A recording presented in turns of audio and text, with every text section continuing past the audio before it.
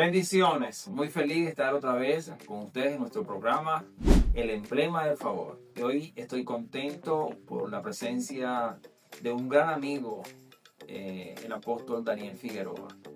Yo le llamo a él el original, porque muchas veces hay personas que hablan, pero no pueden respaldar lo que dicen, porque no viven lo que dicen. Pero Daniel es un amigo, es un hermano que vive la palabra, que es como cuando le dijeron a un profeta, la palabra es verdad en tu boca. Entonces yo quiero decirles que hoy vamos a tener un gran programa con él.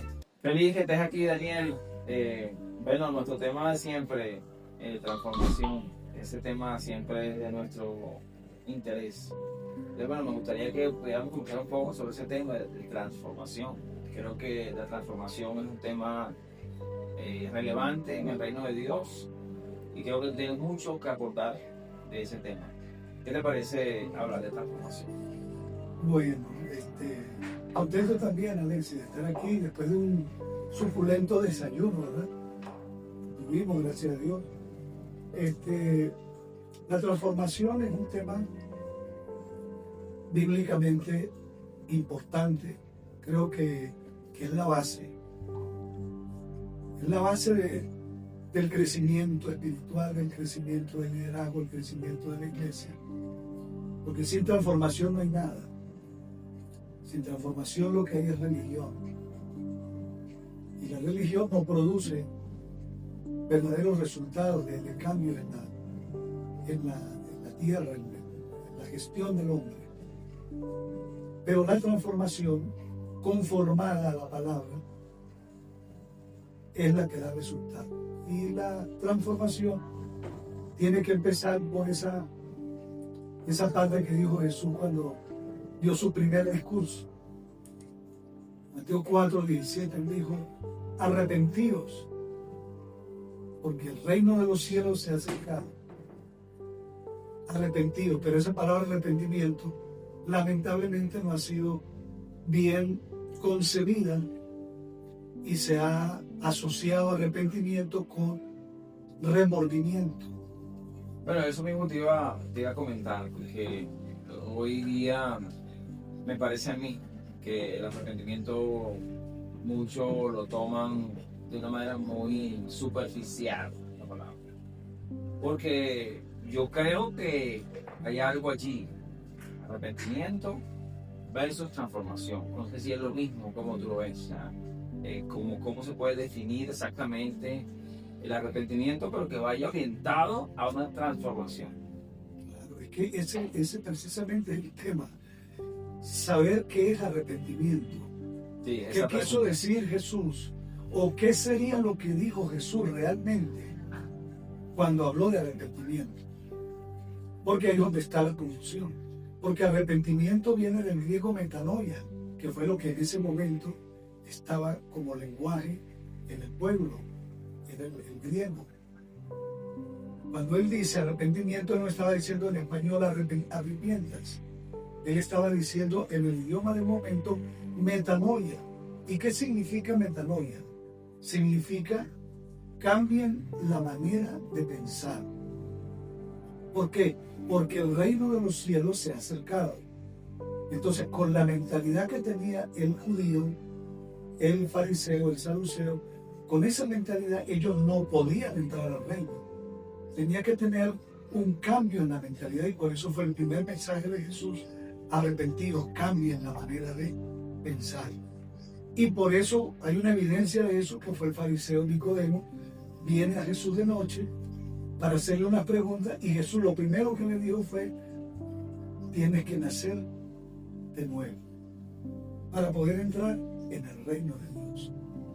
Porque no se puede entrar al reino de Dios si no se nace otra vez. O sea que el reino de Dios es un sistema de fe, de creencia.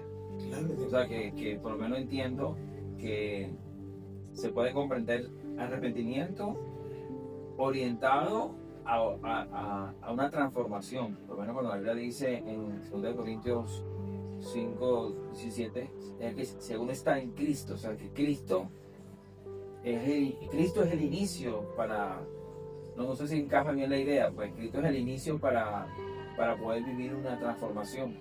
Claro. Mira, ahí esa porción que tú estás tocando dice, de modo que si alguno está en... O sea, ¿qué implica esa frasecita según está en Cristo? En Cristo. La palabra en es un término de nuestro castellano que es una preposición que significa dentro de. Si yo estoy dentro de Cristo, yo tengo que tener lógicamente ya un cambio. Yo no puedo decir yo estoy en Cristo, pero tengo un lenguaje romano, tengo un lenguaje de otro tipo de mentalidad menos el de Cristo. Inclusive un lenguaje hasta evangélico. Hay evangélicos de evangélicos. Hay evangélicos buenos, evangélicos de los que uno aprende. Pero hay evangélicos muy hueso duro. Entonces, ese tipo de personas no han cambiado de mente. Yo hace algunos años decía... Pero cuando tú dices que es algo eso duro, ¿a qué te refieres puntualmente con esa frase? Bueno, que no han cambiado la mente. O sea, que no sufren un cambio. No hay una transformación, no hay arrepentimiento porque no hay cambio en la mente. Entonces se cambia de religión, pero no se cambia de ideología. Y ese es el problema, que en el mundo hay demasiados cristianos sin haber procesado, sin tener un proceso de cambio, de metanoia en su mente. Entonces se ha cambiado, es decir, la transformación que tiene que ser un 100%, como de gusano a mariposa. Muchos cristianos tienen una transformación en un 20 o 25%. ¿Por qué? Porque cambiaron el local, ya no van a la iglesia X, la iglesia universal, ya no te reza, ya no tienen camándula, pero agarraron como vicio leer una Biblia, aprenderse un versículo de la Biblia, pero muchas veces el versículo que se memoriza no lo saben explicar. Entonces se vuelve un vicio. Y ahorita yo pienso que tenemos muchos cristianos que saben hablar cristianamente porque lo aprendieron, leen la Biblia, tienen una Biblia, van a una congregación, oran porque aprendieron a orar, pero en su mente no hay transformación de acuerdo a la palabra. Puede ser que haya transformación de acuerdo a la organización X. Te quisiera hacer una pregunta, sobre todo para darle más luz y claridad a ese punto del arrepentimiento a la transformación. O sea, ¿cómo se puede tener una transformación realmente? La persona se arrepiente, o sea, supuestamente cambia de mente, ¿no? Pero realmente la transformación es cuando la persona, su naturaleza, su carácter es cambiado. Entonces, ¿cómo puedo yo saber que alguien experimentó una transformación o solamente tuvo un arrepentimiento o un remordimiento, por decirlo de alguna manera? Bueno, a mí me enseñaron hace algunos años, digo hace algunos años, más de 20, porque vi precisamente una situación dentro de una congregación donde yo estaba ministrando. Y me pareció que la decisión y las palabras que se tomaron allí era una reunión administrativa. El líder principal dijo algo que era incorrecto. Y yo estoy al lado de una autoridad también espiritual. Y yo le digo a esa persona, le digo, ¿por qué este líder dice esas cosas? Lo que él está diciendo no es verdad. Entonces él me dice, hermano Daniel, tranquilo. Usted está comenzando ahorita el ministerio. Tranquilo, aquí usted va a ver muchas cosas. Pero usted no se deje llevar por las palabras de alguien. Si usted quiere conocer a alguien, camine con él hombro a hombro un rato y usted va a saber quién es. Entonces yo desde ahí empecé a madurar que no todo lo que está en la iglesia es iglesia. No todo lo que brilla es oro. No todo el cristianismo o todos los cristianos están dentro de un verdadero cristianismo. Entonces, cuando hay transformación se conoce por una sola cosa. Jesús dijo por el fruto. Se conoce el árbol. ¿Por qué? Porque el fruto tiene que ver con la raíz. Más nada. Y el Señor dijo, por los frutos los conoceréis. ¿Por qué? Porque Él dijo, en aquel día me dirán, Señor, Señor, en tu nombre echamos fuera demonios, hicimos estos milagros. ¿Y qué le va a decir el Señor? Apartados de mí, yo no conozco. Entonces no es lo que uno piensa que es la transformación, saber un versículo, pegar un brinco, orar. Eso lo puede incluir, pero ese no es la raíz. La transformación, por decirlo en una porción de la Biblia, es reflejada a través del apóstol Pablo cuando le escribe a los Gálatas en el capítulo 5, verso 16, y le dice: andad en el Espíritu y no satisfagáis los deseos de la carne. Y luego empezó a hablar sobre las obras de la carne y los frutos del Espíritu. Entonces allí en los frutos del Espíritu, ahí nosotros podemos ver la transformación de una persona. El nivel de amor, el nivel de bondad, el nivel de fe, el nivel de mansedumbre, el nivel de templanza. Ahí está reflejada la vida del Espíritu. Entonces la transformación es más allá que yo creer en Dios. O sea, en realidad es bastante poderoso esta explicación que estás dando, porque creo que no se trata de una religión que tenga la persona, pues, sino trata de que tenga el carácter de Cristo en su vida, pues. Y tú has colocado el ejemplo del apóstol Pablo. Creo que Pablo en su carta dice, él expresa que él era libre en su conciencia de la sangre, cuando días anteriores él había sido partícipe de la muerte de Esteban. Entonces, como él dice que en su conciencia estaba limpia, y era porque Pablo no se estaba asociando con Saulo. Correcto. O sea, era Saulo versus Pablo. Entonces ahí tú ves que esta misma persona sufrió verdaderamente, o sea, hasta en el tema de la conciencia. Hasta que... Bueno, mira, Pablo llegó a decir: no vivo yo. Cuando él dice no vivo yo, está hablando del Saulo. No vivo yo. ¿Quién? Saulo ya no vive. ¿Quién vive? Cristo en mí. Ahora, trasladar a Cristo a nuestra vida va mucho más allá que levantar una mano, porque esa fue otra de las cosas, ¿no? Que no digo que no haya sido bueno, pero no era lo mejor, ni era una señal inequívoca de transformación. ¿Quién quiere recibir a Cristo? Amén. Y ya se le declaraba a la persona que Cristo estaba dentro del siervo que levantó la mano.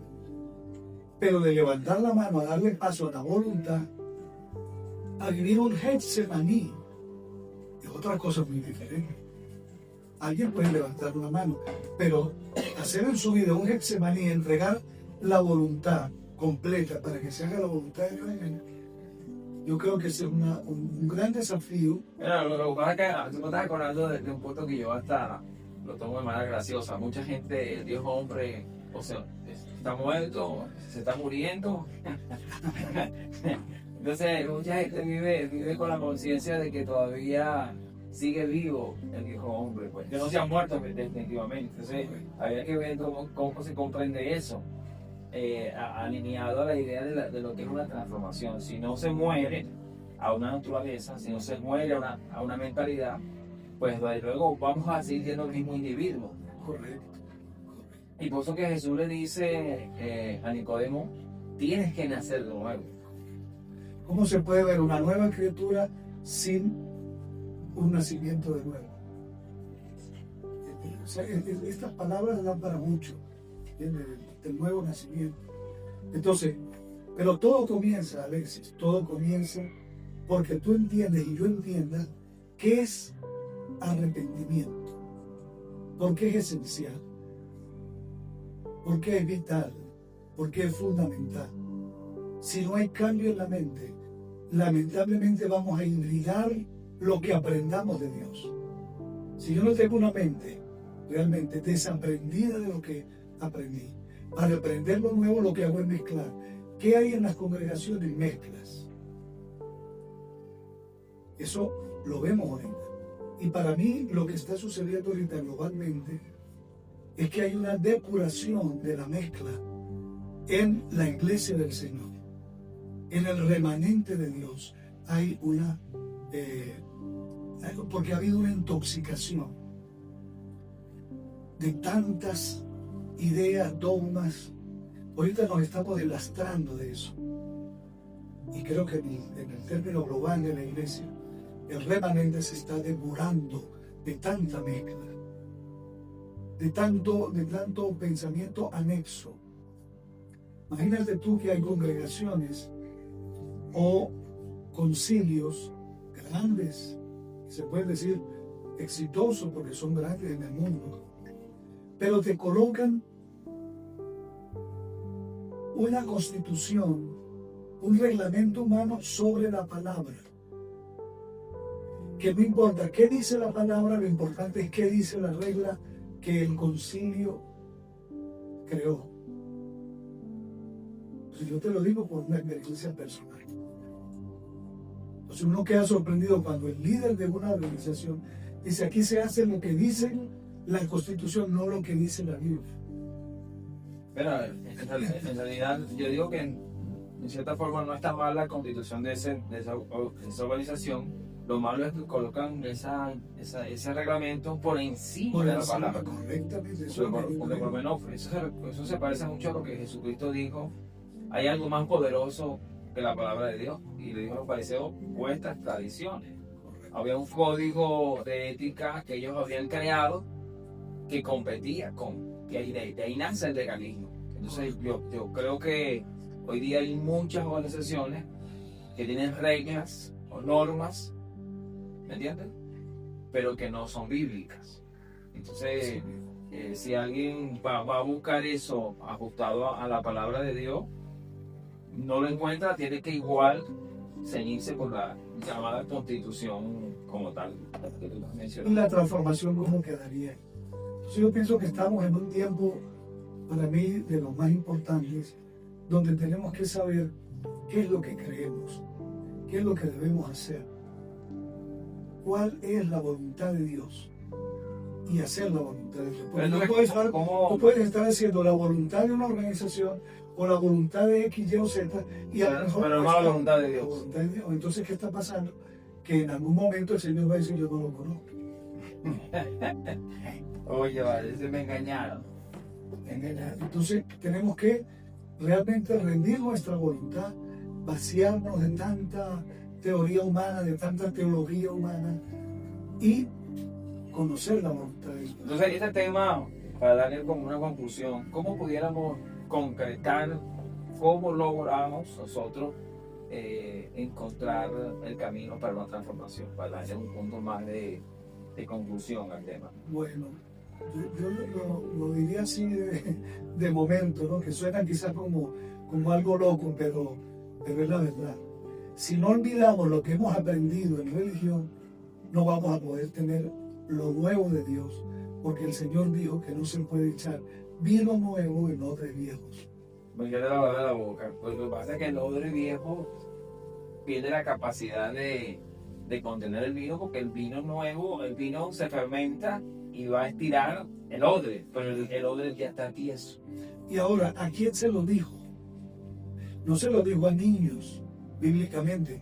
Se lo dijo a los fariseos y saduceos, que tenían la Torá aquí, que se la podían decir de memoria a las personas, porque desde los 12 años ellos empiezan a aprender la Torá y luego van a la yeshiva, que es la universidad. Biblia por todos lados. Así que un fariseo no es cualquier hombre. Un fariseo es un tipo de respeto en la Torá, que te dice los versículos puntuales. Entonces Jesús te quiso decir que tiene que sacar todo eso. O sea, se lo dijo a ellos. Ahora, ¿qué queda para este lado? De personas que saben 10, 20 versículos de la Biblia, pero no lo han aplicado. Estamos hablando de transformación y no saben qué es arrepentimiento. Piensan que es llorar. ¡Ay, Señor, me arrepiento! No, eso no es arrepentimiento. Arrepentimiento es cambiar la mente. Conocer la verdad. Claro. ¿Que sabe qué da dolor? Cuando usted sabe que tiene que cambiar, que tiene que olvidar todo lo que aprendió y aprender lo nuevo. Cambiar una idea duele. Duele muchísimo. Duele muchísimo. O sea, reconocer que estaba equivocado, pues. Escuché a un predicador que dijo que creo que fue de una organización pentecostal, que le hablaba sobre una verdad y él decía, no, yo no puedo, después de tantos años y yo predicando, ahorita, ¿cómo quedo yo con todos los años que yo he predicado? Y ya sé que no es así, pero no lo puedo cambiar. Exacto. Y el estatus, mucha gente piensa en el estatus, ¿no? Yo, sí, Los intereses personales. personal. Por eso hay que morir. Hay que morir a muchas Jesús cosas. dijo a los que tenía enfrente, el que quiere venir en pos de mí tiene que tomar su cruz, niéguese a sí mismo y negar, perdón, negar es eso. Yo traduzco el negar como si Jesús les estuviese diciendo, mire, el que quiere venir en pos de mí, mátese, muérase primero, aunque después venga. Porque negarse a sí mismo es negar mi yo, es negar mi entendimiento, es dejar todo. Si el grano de trigo no cae en tierra y muere, no puede nacer. Entonces hay muchos que no han querido morir. Y ese es el problema de las organizaciones. Tenemos en un mundo global tantas organizaciones, pero con un efecto que no debería ser el que hay. Tiene que ser un nivel mayor. Pero es eso. Hemos revisado los conceptos de metanoia, de transformación, de cambio. ¿Qué fue lo que cambiamos? Cambiamos una religión por otra. Cambiamos un rezar por un orar. O cambiamos de una manera de ser y de pensar a una nueva manera de vivir y de pensar. Porque ese es el cambio. Esa es la metanoia. Cambiar la manera de pensar para cambiar la manera de vivir. ¿Cómo te parece eso? Pero me deja pensando, o sea, se me va la mente porque en realidad es maravilloso que nosotros podamos darle fruto a nuestra forma de pensar. Y Jesús dijo, conoceréis la verdad y la verdad os hará libre. Bueno, uno lo que yo por lo menos creo, porque si Jesús siendo como se dice, el papá de los helados, el Dios hecho carne, dejó 120 personas en el aposento alto? Porque morir no es fácil, nadie, mira, yo he experimentado eso, no cualquiera está dispuesto a morir a sus intereses. Hemos sentido incluso el rechazo de muchas personas. Cuando uno toca un tema de cambio, metanoia, transformación, teshuvá, se dice en hebreo. Hay gente que no, ellos quieren cantar, hay mucha gente que quiere cantar, otros quieren predicar, pero en cambios internos, de morir realmente a nuestro yo, a nuestro ego, muy pocos.